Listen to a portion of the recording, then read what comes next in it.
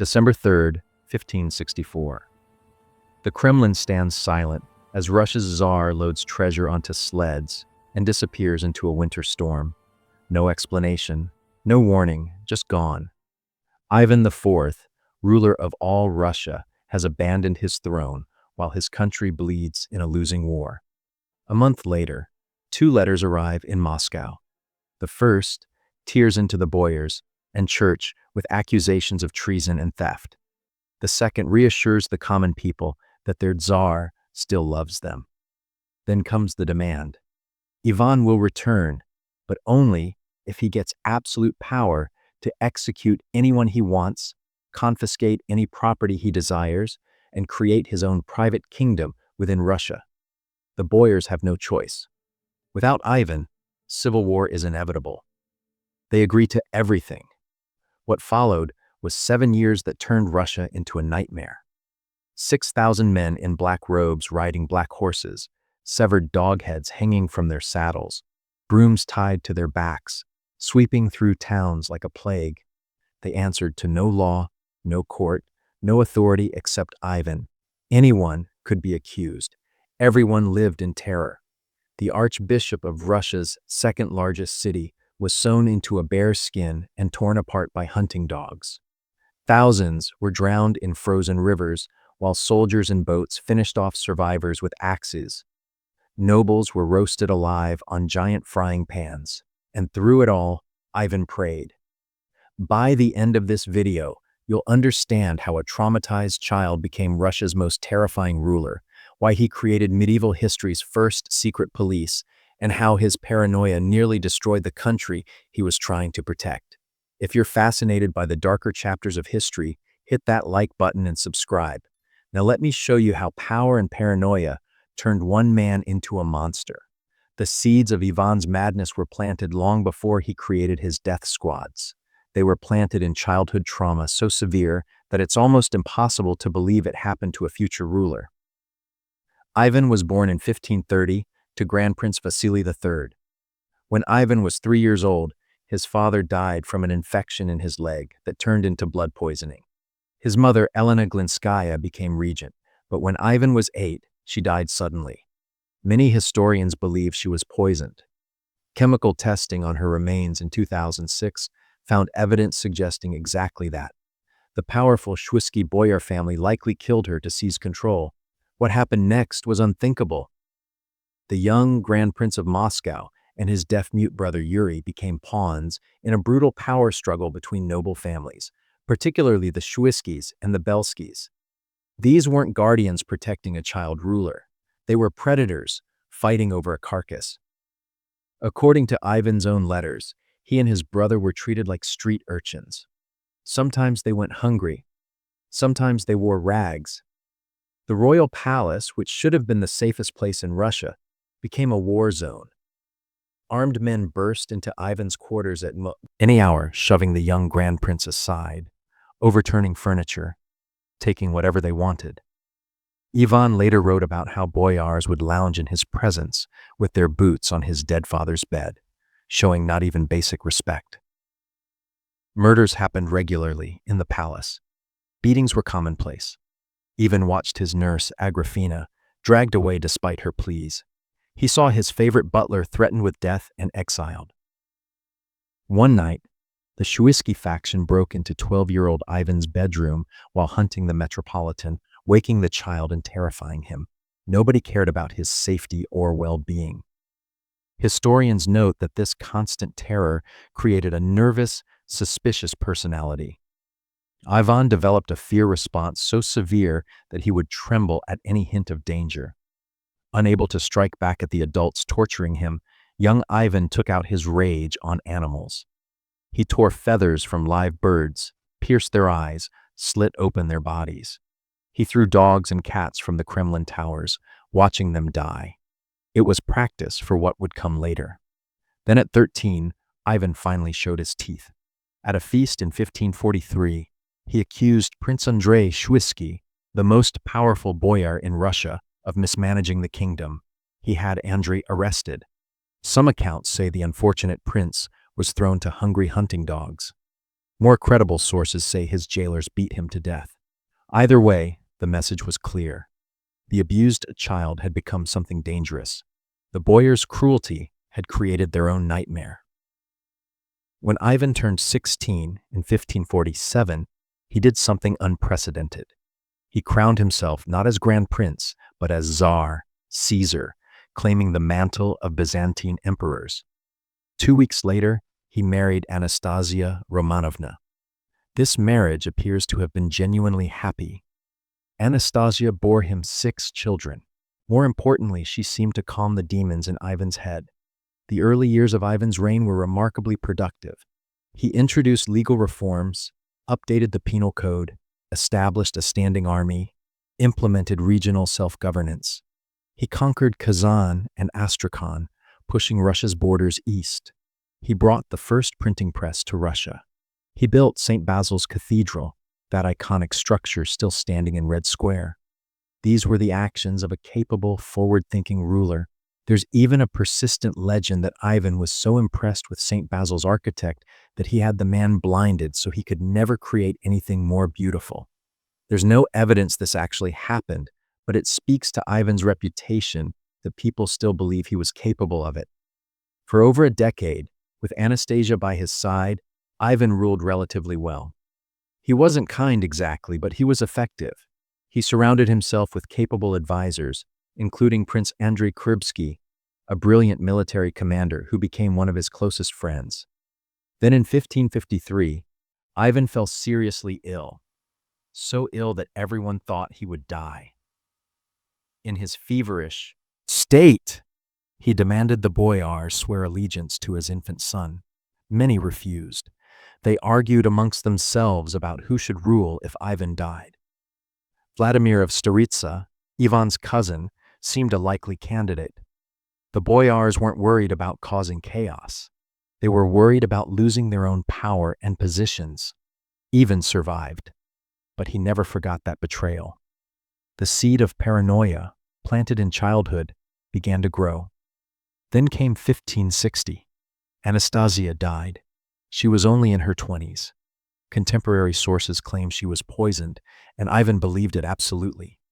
He blamed the boyars. The woman who had stabilized him, who had given him something like normalcy, was gone. Historians mark this as the year Ivan's mental state deteriorated beyond recovery. Without Anastasia, there was nothing to restrain his worst impulses. The really good years were over. But Ivan still had his advisors, his military commanders, men he'd fought alongside for years, men like Prince Andrei Krbsky. Then in April 1564, everything fell apart. Krbsky defected to Poland in the middle of the Livonian War. Ivan's closest friend, a man who knew Russia's military secrets, fled and immediately took command of Polish forces attacking Russian territory. The devastation was personal and strategic. Krbsky even sent Ivan a letter accusing the Tsar of tyranny, claiming Ivan had turned into a beast who massacred loyal servants. The letter was delivered by Krbsky's servant Vasily Shabanov, who was promptly tortured and executed. Ivan's response was a long, rambling letter defending his absolute right to pardon or execute anyone he chose.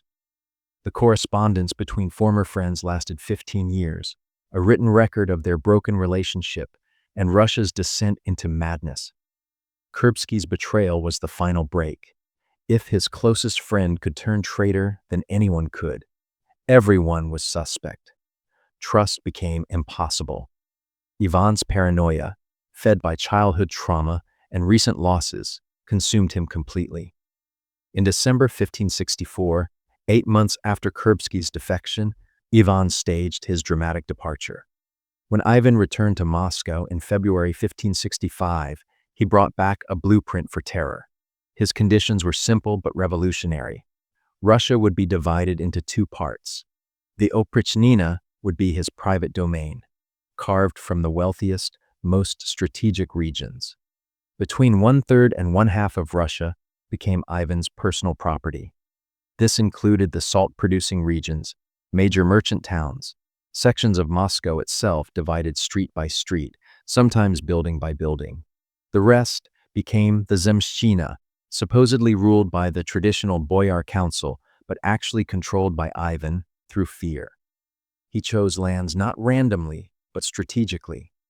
He wanted revenue, he wanted power, and he wanted to break the boyars who tormented him as a child and betrayed him as an adult. But territory wasn't enough. Ivan needed enforcers. He created the Oprichniki, initially 1,000 men but eventually growing to 6,000. These weren't traditional soldiers or noble guards. They were drawn primarily from lower classes, men with no ties to the established boyar families. Men who owed everything to Ivan and nothing to anyone else. The selection process was brutal. Each candidate was questioned extensively about their background. Any connection to the Zemshchina or its administration disqualified them. They had to swear an oath renouncing all previous loyalties. The oath was specific and chilling. They swore to serve only the Tsar, to report any evil they heard being plotted against him, and to refuse all contact with the Zemshchina. They couldn't eat, drink, or keep company with anyone outside the Oprichnina. Breaking this oath meant death for both the Oprichnik and the other person involved. It was designed to create complete social isolation, turning these men into Ivan's personal cult. The symbolism of the Oprichnina was deliberately terrifying. The Oprichniki dressed entirely in black robes that resembled monks' habits, black horses, black carriages. They attached severed dog heads to their saddles, the heads swinging as they rode, rotting and stinking. The dogs' heads symbolized their role to sniff out treason and bite enemies like loyal hounds.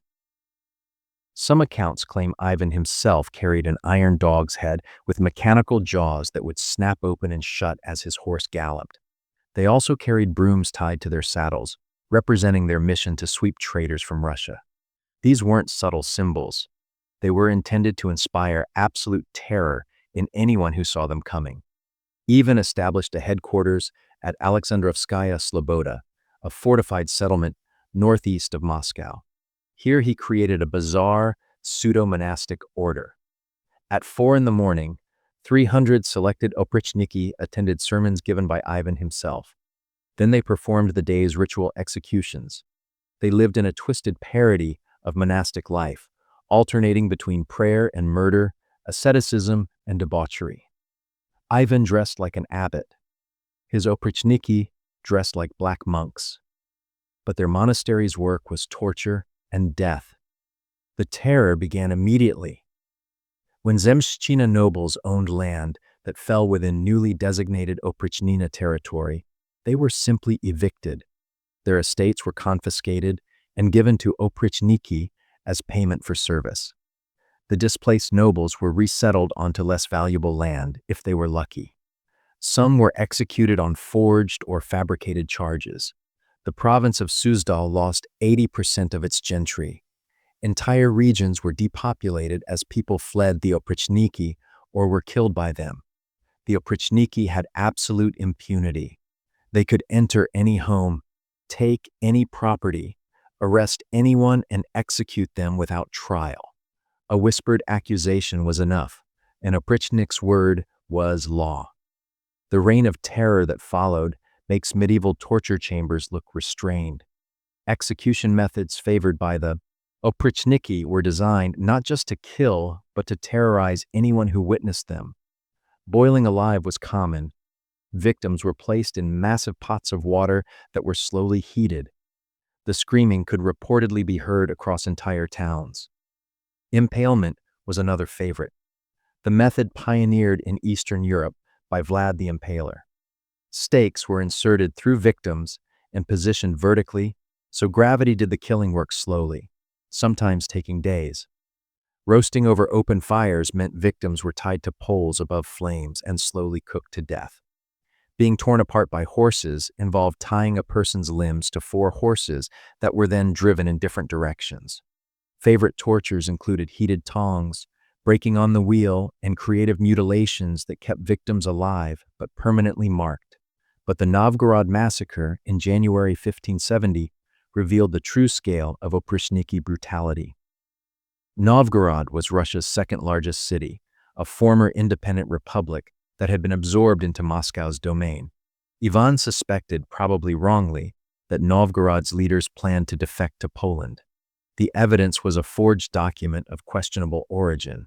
Some historians believe a man named Peter, who'd been punished by Novgorod residents, created the document for revenge. Others think Polish agents planted it to destabilize Ivan. There was essentially no real evidence of any conspiracy. On January 2nd, 1570, advance units of Oprichniki surrounded Novgorod, building a barrier around the city to trap inhabitants. They first attacked surrounding monasteries, looting treasuries, beating and imprisoning clergy. When Ivan himself arrived on January 8th, he went straight for the religious leadership. Archbishop Pimen was publicly accused of treason. Ivan forced Pimen to celebrate divine liturgy one final time while the Tsar attended, a grotesque mockery of devotion. Immediately after the service, Pimen was arrested. Under torture, the archbishop confessed to treason. But torture makes everyone confess. Then came the massacre itself. For 5 weeks, the Oprichniki systematically destroyed Novgorod. Men, women, and children were tied to sleds and dragged to the Volkhov River. In January, in Russia, the river was frozen at the edges, but flowing in the middle. Victims were thrown into the freezing water. Those who tried to swim to safety were met by Oprichniki in boats who finished them with axes. The chronicles describe the river turning red, clogged with bodies. Contemporary estimates claimed 60,000 dead. Modern historians, noting that Novgorod's total population, after recent famines and epidemics, was probably only 10 to 20,000, suggest between 2 and 3,000 killed. Either way, it was wholesale slaughter. Nobles were roasted alive on giant frying pans. This wasn't metaphor. The Oprichniki constructed massive metal pans, lit fires beneath them, and forced noblemen onto the heated surfaces. Witnesses described the screams. Monks and priests were beaten to death in their churches. Archbishop Pimen, after his torture, was sewn into a bearskin and released to hunting dogs. The dogs, trained to attack bears, tore him apart. For weeks, Novgorod burned. The Oprichniki looted everything they could carry and destroyed everything they couldn't. They ransacked the city's churches, including St. Sophia Cathedral, Russia's holiest site outside Moscow, which had stood untouched for 500 years. They killed merchants, officials, anyone of prominence. Heinrich von Staden, a German who served in the Oprichnina, later described the systematic destruction. High buildings were torn down. Beautiful architectural elements were smashed. Anything valuable that couldn't be carried was thrown in the river or burned. Anyone from the Zemshchina who tried to retrieve floating possessions was hanged. After destroying Novgorod, the Oprichniki moved to Pskov, another major city. But Metropolitan Philip had warned Pskov's Prince Yuri. When Ivan arrived, Yuri sat nearly naked in rags, offering bread and salt in traditional Russian welcome, playing the holy fool. The act apparently moved Ivan, who spared Pskov relatively extensive destruction. But hundreds still died. The paranoia reached even Ivan's family. His cousin, Prince Vladimir of Staritsa, whom boyars had considered as a replacement during Ivan's 1553 illness, was forced to drink poison along with his wife and children in 1569. The entire family was murdered on suspicion of treason. Through all this horror, Ivan maintained his religious devotions. He prayed daily. He did public penance for his sins. He sent generous donations to monasteries, including detailed lists of people he'd killed so monks could pray for their souls. These memorial lists exceeded 3,000 names. The cognitive dissonance was staggering. A man who saw himself as God's chosen instrument, personally leading morning prayers before ordering afternoon tortures. The Oprichniki took full advantage of their power. They seized properties, raped women, looted freely. Some accumulated vast wealth. The system that started as Ivan's tool for breaking boyar power became simply a machine for licensed criminality. Anyone could be accused of treason. Families were destroyed on whispers. The economy collapsed as people fled, farms were abandoned, and trade networks disintegrated. But the system that seemed so powerful couldn't defend Russia when it mattered. In May 1571, a massive force of Crimean Tatars, about 40,000 cavalry plus Turkish janissaries, invaded Russia. The timing was perfect. Russia's main forces were tied down in the failing Livonian War. Moscow's defense fell to the Oprichniki and a small garrison of perhaps 6,000 regular troops. The Oprichniki, so effective at terrorizing unarmed civilians, proved useless against actual military forces. The Crimean army bypassed Russian defensive positions on the Oka River, rounded the flank of the unprepared forces, and attacked Moscow directly. On May 24th, they set fire to the suburbs. The fire spread rapidly, driven by strong winds. In just 6 hours, most of Moscow burned. People fled into stone churches, thinking they'd be safe. The churches collapsed from heat or overcrowding, crushing those inside. Others jumped into the Moscow River and drowned. The Kremlin's powder magazine exploded. Those hiding in cellars asphyxiated from smoke. Contemporary observers compared it to the apocalypse. Heinrich von Staden, who witnessed it, wrote that nothing and nobody could escape. Jerome Horsey, an English diplomat, claimed it took more than a year to clear all the bodies. Ivan ordered corpses thrown into the river, which overflowed its banks from the mass of dead. Estimates of casualties ranged from 10,000 to 80,000. About 150,000 Russians were captured and sold into Ottoman slavery. The most devastating raid since 1521 had succeeded because the Oprichniki failed completely at their supposed purpose. They couldn't protect the capital. They couldn't defend the state. They were only good at murdering the defenseless. The failure was so catastrophic that it shook even Ivan's faith in his creation. When Crimean forces returned in 1572 for another raid, Ivan had finally disbanded the divided army structure. A unified Russian force under Prince Mikhail Vorotinsky defeated the Tatars decisively at the Battle of Molody. The contrast was stark. United, competent Russian forces could win. Divided and demoralized under Oprichniki leadership, they lost. In 1572, Ivan formally abolished the Oprichnina. The territories were reunited. The Oprichniki were disbanded. But dissolution wasn't gentle. The leaders of the Oprichnina, men who'd thought themselves untouchable, were executed.